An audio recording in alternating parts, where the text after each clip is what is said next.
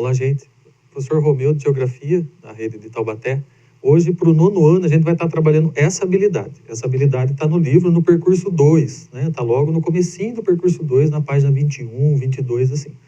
Então, nós vamos estar falando de mudanças técnicas científicas, industrialização e transformação no mundo do trabalho. Só que tudo está acometendo, está acontecendo com a gente, né? A gente pode até imaginar que não, que a gente esteja meio distante dessas mudanças, dessas transformações, no lugar que a gente esteja, mas, em verdade, isso aqui nos afeta a todo momento. Então, vamos lá. Primeiro, a gente precisa deixar claro o que é a técnica, né? A técnica é o pulo do gato. É a manha que a gente desenvolve para fazer determinado serviço acontecer. Então, quando a gente tem lá um quê a mais, né? Muitas vezes o trabalhador, que a gente, né?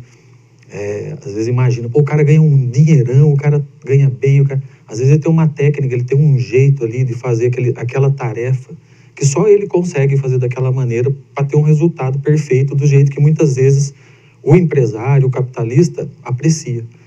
Então, muitas vezes tá nesse aspecto aí, o caso de você ver gente que ganha muito, né, nesse período nosso agora, de industrialização tecnológica, porque o cara desenvolveu uma técnica ali diferente. Ou mesmo um professor desenvolve uma técnica diferente para dar sua aula, né? Ou um cameraman desenvolve um jeito melhor de enquadrar uma pessoa feia, né? Tudo isso daí tem a ver com técnica, com desenvolvimento. Como é que a gente adquire isso aqui, professor? Adquirir isso daí tem a ver com a presença nossa na escola, por exemplo. É uma questão de adquirir conhecimento. E a escola é um jeito de a gente propagar esse conhecimento, de a gente conseguir abraçar esse conhecimento e aplicar ele de forma prática. Por isso que cada vez que a gente está na escola, muitas vezes a gente se pergunta, por que eu estou estudando? Aonde que eu vou usar isso que eu estou aprendendo? No dia a dia a gente aprende, né? Isso eu falo para os meus alunos sempre. Na geografia, o que eu posso fazer com os conhecimentos, né, com as técnicas, com o pulo do gato que eu vou acabar desenvolvendo? É só a gente ver o espaço geográfico. Se a gente vê lá uma certa desigualdade de utilização, por exemplo, a gente pode usar de uma técnica, de um conhecimento que a gente desenvolve, discutindo, conversando, frequentando as aulas, né? Para a gente poder melhorar, né? Quantas realidades a gente não tem onde a gente está que a gente pode dar uma melhorada? Através de uma observação simples. Mas ela não vai acontecer por acaso. Ela vai acontecer porque a gente está exposto a uma situação de adquirir conhecimento. Isso acontece na escola, numa rotina prática do dia a dia que a gente ali desenvolva. Então, a prática e a teoria, elas são importantes. Então, cada vez que a gente está aprendendo uma matemática, não é para a gente decorar o x ao quadrado, o y ao quadrado. Quando a gente está aprendendo geografia, não é para falar de planície, planalto, depressão. É para a gente mudar as realidades utilizando uma técnica. Ou várias técnicas, né? Isso depende daquilo que a gente quer aplicar na nossa realidade imediata. Então, a técnica é um pulo do gato. Junto com a técnica, vem a ciência. Lembra que eu falei para vocês que a escola nos ajuda? É lá que a gente desenvolve o pensamento científico, né? O critério que a gente tem para desenvolver determinado pensamento e colocar isso em prática. Então, esses critérios, esses parâmetros, essa metodologia, que vai virar uma metodologia científica, a gente adquire na escola, né? Então, quando a gente faz um trabalho na cartolina, eu não vou fazer esse trabalho porque não tem sentido. Tem sim. Ele tem, porque aquilo ali o professor enxergou que através de um trabalho daquele a gente pode desenvolver um pensamento crítico, um pensamento científico. A gente pode utilizar de uma técnica que às vezes a gente nem sabia que estava dentro da gente. Então, se a gente juntar a técnica e a ciência, a gente vai ter a tecnologia. E o que é a tecnologia? Para a gente, a tecnologia, ela passa de uma ferramenta, né? De um dispositivo, de alguma condição que a gente vai criar através dessas duas aqui, que vai facilitar a vida. Sempre é para isso, viu, gente? Às vezes cria lá uma tecnologia para criar uma bomba, né? Sei lá. Sempre tem o outro lado de tudo.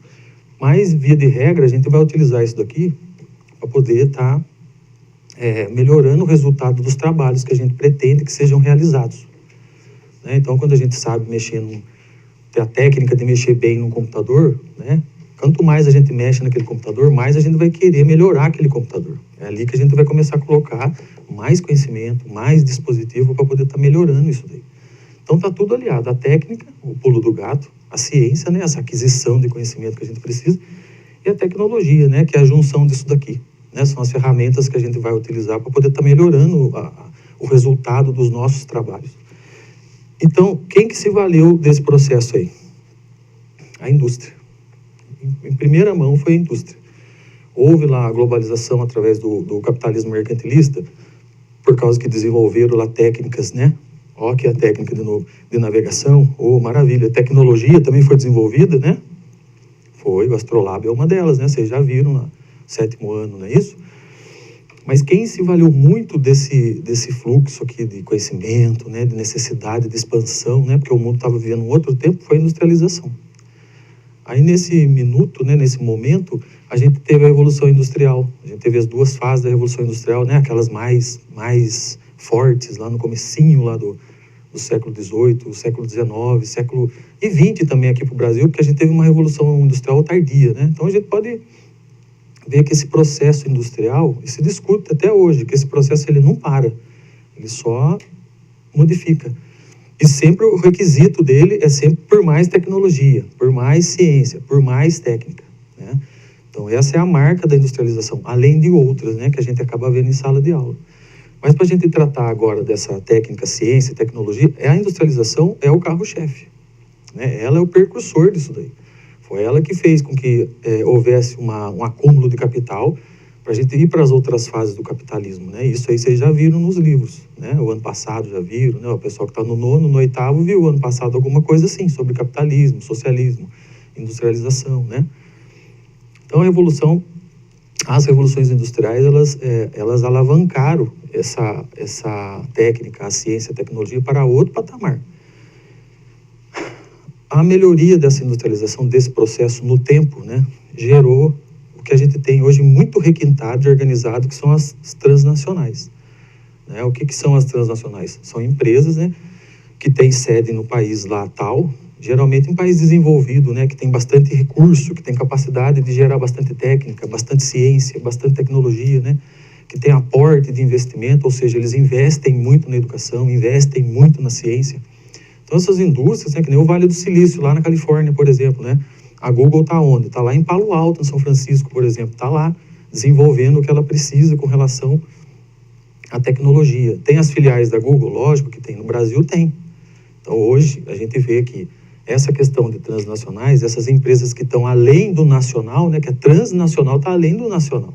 Então eles saem do país de origem e vão para outros países. Professor, mas eles vão para países desenvolvidos ou vão para países menos desenvolvidos para poder explorar já, né, já que eles têm tecnologia? Não é uma regra. A transnacional vai para o país que ela pode ganhar dinheiro, que ela vai receber um lucro por aquilo ali. E não faz sentido muito ela ir para um lugar, muitas vezes, que não tem uma técnica, uma ciência, uma tecnologia muito bem desenvolvida, porque daí vai dar prejuízo para ela. Então precisa que tenha lá uma certa condição de equilíbrio, uma condição razoável, para que ela também possa se desenvolver, né? Então, assim, onde tem transnacional, não é regra, mas geralmente a gente tem um certo desenvolvimento, né? Mas é bom ou é ruim esse desenvolvimento? O salário é bom ou é pouco? Bom, enfim, é o que a gente tem por momento, né? Para a gente poder melhorar essa situação, aí cabe a outras lutas, né? Outros desafios. Mas, em princípio, é isso. Então, a transnacional é também um lugar, né? São representações da economia que tem capacidade de juntar a ciência, a técnica, a tecnologia para ter um patamar de exigência cada vez maior, né? Para ter um nível de exigência cada vez maior. Por conta dessa exigência, a gente já tem aqui, se chama de nova ordem internacional, né? Da divisão do trabalho, nova divisão internacional do trabalho. Isso aqui não é tão novo, tá? Já tem autor aí falando da riqueza das nações, por exemplo, aí que ele já dizia que cada país tinha que fazer o que faz de melhor.